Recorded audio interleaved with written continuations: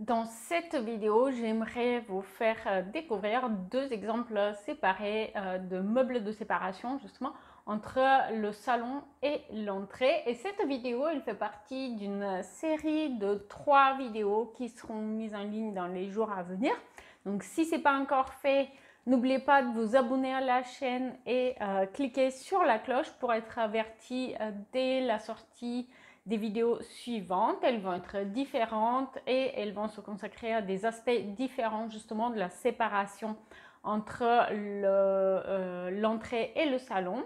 Aujourd'hui, on va prendre deux exemples où on a une entrée qui est directement ouverte sur le salon et on va explorer deux possibilités de meubles de séparation. Dans la vidéo suivante, on va plutôt chercher des solutions de séparation entre le hall d'entrée et le salon. Donc, quelle solution pour organiser le passage entre l'un et l'autre de manière fluide et de manière originale.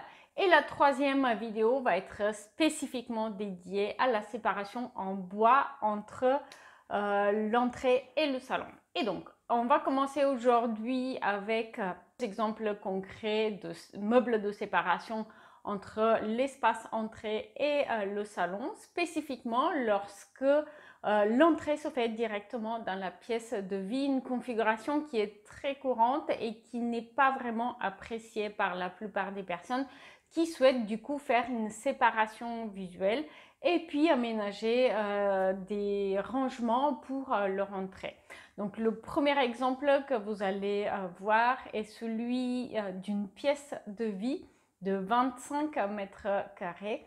Et donc dans cette pièce de vie, j'ai exploré la création d'un meuble télé qui est doublé d'une claustra en bois et qui est du coup un meuble biface et qui va se retourner côté entrée. Donc du coup, ça va être un meuble qui va être relativement épais puisqu'il est composé de deux modules de rangement qui se tournent le dos l'un contre l'autre. Donc il va avoir une épaisseur de 80 cm et du coup qui va faire séparation visuelle entre l'espace entrée et l'espace salon, qui va permettre du coup d'adosser, de poser la télé, de l'adosser contre cette claustra en bois. Et je vais vous laisser voir un deuxième exemple d'aménagement du coup pour cette entrée où on a le canapé qui fait séparation entre l'entrée et le salon, qui est aussi une solution. Et du coup, c'est un papier peint aussi qui va venir faire la distinction entre les deux espaces.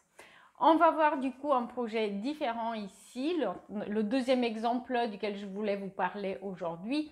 Il s'agit du coup d'un salon en longueur mono-orienté avec une fenêtre au bout. C'est un salon en longueur qui est relativement sombre au niveau de l'entrée. Une pièce de vue où on entre directement dans l'entrée et ma cliente, elle était très frustrée par le manque de rangement dans son entrée parce que du coup, elle avait nulle part où mettre un manteau, chaussures, etc. Même si elle vivait seule, c'était relativement difficile à gérer. Et puis quand elle a des visiteurs, eh bien encore plus. Et du coup, l'idée était de créer un meuble d'entrée avec rangement, aussi bien des rangements pour les chaussures qu'une penderie. Et du coup aussi à créer une séparation entre l'espace entrée et l'espace salon pour rendre les deux relativement autonomes. Et du coup, j'ai créé un meuble sur mesure qui vient faire séparation, qui vient habiller le meuble d'entrée et qui va se retourner au plafond pour marquer cette séparation et ensuite va redescendre côté escalier pour aussi créer une rambarde pour cet escalier qui était laissé comme ça depuis plusieurs décennies sans rambarde. Pas de me dire lequel des deux projets que vous avez vus avez-vous préféré, lequel se reproche le plus à votre aménagement à vous. N'oubliez pas que vous pouvez vérifier les disponibilités pour réserver votre projet 3D à vous sur mon site web, le lien est en description. Et une nouvelle fois, n'oubliez pas qu'il s'agit ici d'une série de 3 vidéos dédiées à la séparation entre l'entrée et le salon. Et donc, prochainement, vous allez avoir une nouvelle vidéo dédiée à ce sujet qui va être publiée.